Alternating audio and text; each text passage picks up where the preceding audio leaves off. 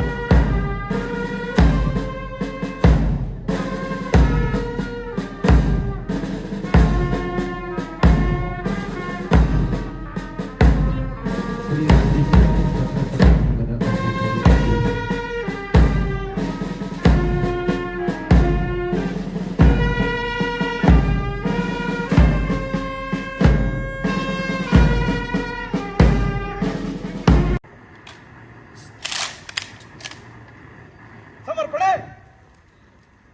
ಹಾರಿಸಿ.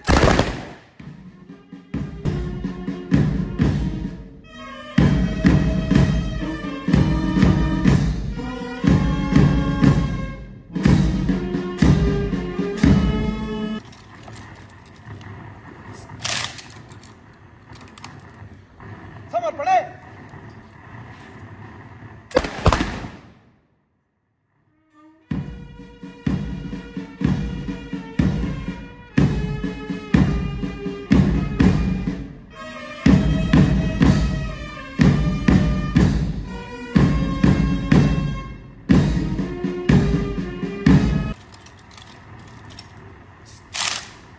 ಸಮರ್ಪಣೆ ಹಾರಿಸಿ.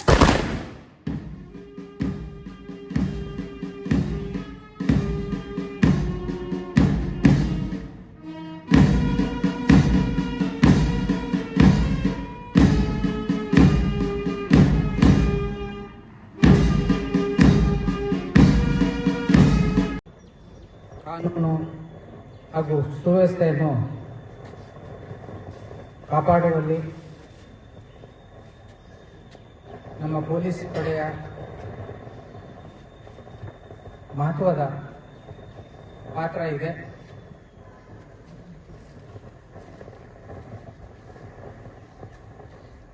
ಪೊಲೀಸ್ ಹುತಾತ್ಮರ ದಿನವು ದೇಶ ರಕ್ಷಣೆಗಾಗಿ ಮತ್ತು ನಾಗರಿಕರ ಸೇವೆಗಾಗಿ ತಮ್ಮ ಪ್ರಾಣವನ್ನು ತ್ಯಾಗ ಮಾಡಿದ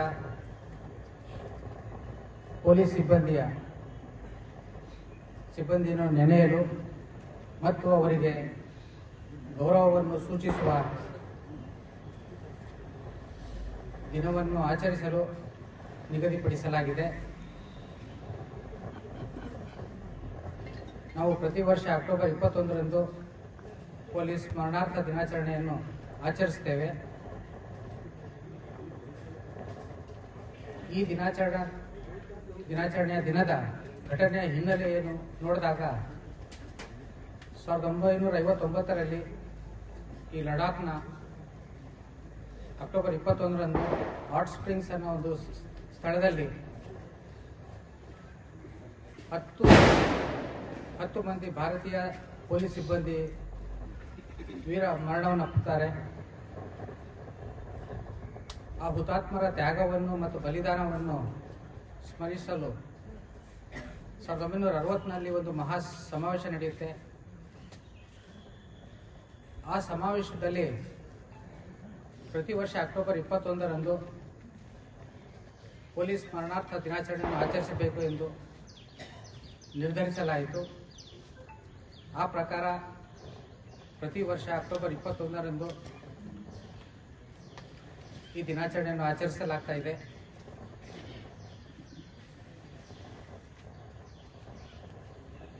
ಪೊಲೀಸರು ಹಗಲಿರುಳು ಅನ್ನದೇ ಹಬ್ಬ ಹರಿದಿನ ಅನ್ನದೇ ಹಾಗೂ ಕುಟುಂಬದ ಹಂಗನ್ನು ತೊರೆದು ತಮ್ಮ ಕಾರ್ಯವನ್ನು ನಿರ್ವಹಿಸುತ್ತಾರೆ. ಅವರು ಕೇವಲ ಅಪರಾಧಗಳನ್ನು ತಡೆಯುವುದರಲ್ಲಿ ಮಾತ್ರ ಅಲ್ಲ, ಪ್ರಕೃತಿಯ ವಿಕೋಪಗಳನ್ನು ಹಾಗೂ ಕೋವಿಡ್ನಂತಹ ಸವಾಲಿನ ಸಂದರ್ಭಗಳಲ್ಲೂ ಸಹ ಮುಂಚೂಣಿಯಲ್ಲಿ ನಿಂತು ಕಾರ್ಯವನ್ನು ನಿರ್ವಹಿಸುತ್ತಾರೆ. ಇಂದು ನಾವು ನೆಮ್ಮದಿಯಲ್ಲಿ ಜೀವನ ಸಾಗಿಸುತ್ತಿದ್ದೇವೆ ಎಂದರೆ ಅದರ ಹಿಂದೆ ಕರ್ತವ್ಯದಲ್ಲಿ ಪ್ರಾಣ ತ್ಯಾಗ ಮಾಡಿದ ಪೊಲೀಸ್ ಸಿಬ್ಬಂದಿಯ ಅಮೂಲ್ಯವಾದ ಕೊಡುಗೆ ಇದೆ. ಈ ಪುಣ್ಯ ದಿನದಂದು ನಾವು ಆ ಹುತಾತ್ಮರ ತ್ಯಾಗ ಮತ್ತು ಬಲಿದಾನವನ್ನು ಮತ್ತು ಶೌರ್ಯವನ್ನು ಗೌರವಿಸೋಣ. ಅವರ ಆದರ್ಶಗಳನ್ನು ಮತ್ತು ಅವರ ದೇಶ ಪ್ರೇಮದ ಮನೋಭಾವವು ನಮಗೆ ಸ್ಫೂರ್ತಿಯಾಗಲಿ. ನಾವು ಅವರ ಆದರ್ಶಗಳನ್ನು ಪಾಲಿಸೋಣ.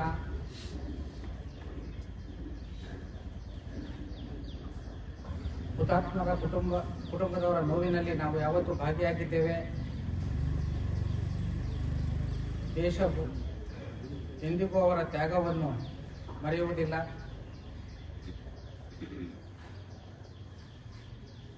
ಈ ರೀತಿ ಘಟನೆಗಳು ನಮ್ಮ ದೇಶದಲ್ಲದೆ ಹೊರಗಿನ ದೇಶಗಳಲ್ಲೂ ಆಗ್ತವೆ. ಈ ವರ್ಷ ಅಮೆರಿಕಾದಲ್ಲಿ ಒಬ್ಬ ಪೊಲೀಸ್ ಇನ್ಸ್ಪೆಕ್ಟರ್ ವಾರೆಂಟ್ನ ಎಕ್ಸಿಕ್ಯೂಟ್ ಮಾಡಕ್ಕೆ ಹೋದಾಗ ಅವ್ರನ್ನ ಶೂಟ್ ಮಾಡ್ತಾರೆ. ಆತ ಹುತಾತ್ಮನಾಗ್ತಾರೆ. ಕಳೆದ 3 ದಿನಗಳ ಹಿಂದೆ ತೆಲಂಗಾಣದಲ್ಲಿ ಪೊಲೀಸ್ ಸಿಬ್ಬಂದಿ ಒಬ್ಬ ಬೈಕ್ ಕಳ್ಳನನ್ನು ಬಂಧಿಸಿ ಕರೆದುಕೊಂಡು ಹೋಗುವಾಗ ಆತವರ ಎದೆಗೆ ಚಾಕು ಚೂರಿ ಅವರು ಹುತಾತ್ಮರಾಗ್ತಾರೆ. ನಿನ್ನೆ ಆ ಕಳ್ಳನ ಎನ್ಕೌಂಟರ್ ಆಗಿದೆ. ಈ ರೀತಿ ಘಟನೆಗಳು ನಡೀಬಾರದು. ನಮಗಾಗಿ ತಮ್ಮ ಎಲ್ಲ ಪರ್ಸನಲ್ ಥಿಂಗ್ಸ್ನ ಸ್ಯಾಕ್ರಿಫೈಸ್ ಮಾಡಿ ಸಂರಕ್ಷಣೆ ಮಾಡುವಂಥ ಪೊಲೀಸ್ ಸಿಬ್ಬಂದಿಯವರಿಗೆ ಯಾವತ್ತೂ ಯಾವ ರೀತಿಯಲ್ಲೂ ಕೂಡ ತೊಂದರೆ ಆಗಬಾರ್ದು.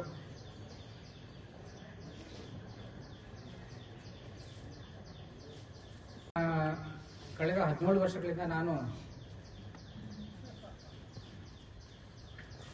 ನ್ಯಾಯಾಧೀಶನಾಗಿ ವಿವಿಧ ಹುದ್ದೆಗಳಲ್ಲಿ ಕಾರ್ಯನಿರ್ವಹಿಸ್ತಾ ಬಂದಿದ್ದೇನೆ.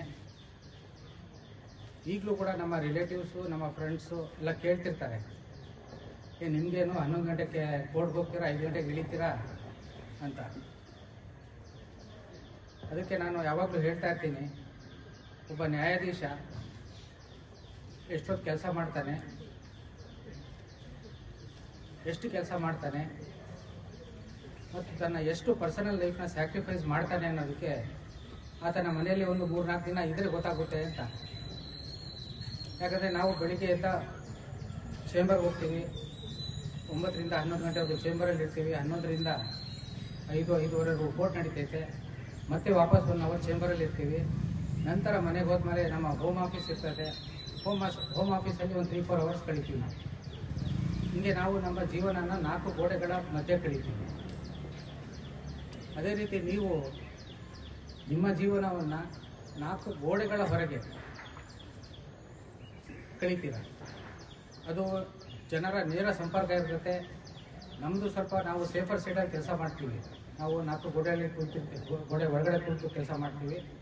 ಆದರೆ ನೀವೆಲ್ಲ 4 ಗೋಡೆಗಳ ಹೊರಗೆ ನೇರ ಜನರ ಸಂಪರ್ಕ ಮತ್ತು ಈ ಕ್ಲಿಷ್ಟಕರವಾದ ಸಮಾಜದಲ್ಲಿ ತೊಡಗಿಸಿಕೊಂಡು ಕೆಲಸ ಮಾಡ್ತೀರಾ. ರಿಯಲಿ ನಿಮ್ಮದು ಗ್ರೇಟ್ ಜಾಬು. ಇಂಥ ಕೆಲಸ ಮಾಡೋರಿಗೆ ನಿಮ್ಮೆಲ್ಲರಿಗೂ ಹ್ಯಾಟ್ಸ್ ಆಫ್ ಹೇಳ್ತಾ ಫಸ್ಟ್ ಪೊಲೀಸ್ ಹುತಾತ್ಮರ ದಿನಾಚರಣೆ ಆಚರಿಸ್ತಾ ಇದ್ದೀವಿ. 1959 ಅಕ್ಟೋಬರ್ 21ರಂದು ಕೇಂದ್ರ ಮೀಸಲು ಪಡೆಯ ಪೊಲೀಸ್ ಉಪಾಧೀಕ್ಷಕರು ಶ್ರೀ ಕರಣ್ ಸಿಂಗ್ ಅವರ ನೇತೃತ್ವದಲ್ಲಿ ಭಾರತ ಚೈನಾ ಗಡಿಯಲ್ಲಿ ಗಸ್ತು ಮಾಡುವಂಥ ಸಂದರ್ಭದಲ್ಲಿ ಚೈನೀಸ್ ಸೋಲ್ಜರ್ಸ್ ಅಟ್ಯಾಕಲ್ಲಿ 10 ಜನ ಪೊಲೀಸ್ ಅಧಿಕಾರಿ ಸಿಬ್ಬಂದಿಯವರು ಹುತಾತ್ಮರಾಗಿದ್ದಾರೆ. 9 ಜನರನ್ನು ಕ್ಯಾಪ್ಚರ್ ಮಾಡಿದ್ದಾರೆ. ಈ ಒಂದು ದಿನ ನೆನಪಿಸಲಿಕ್ಕೆ, ಅದೇ ರೀತಿ ಈ ಒಂದು ದಿನ ಎಲ್ಲ ಪೊಲೀಸ್ ಇಲಾಖೆಯಲ್ಲಿ ಕರ್ತವ್ಯ ನಿರ್ವಹಿಸುವಂತಹ ಅಧಿಕಾರಿ ಸಿಬ್ಬಂದಿಗಳು ಹಾಗೂ ಅವರ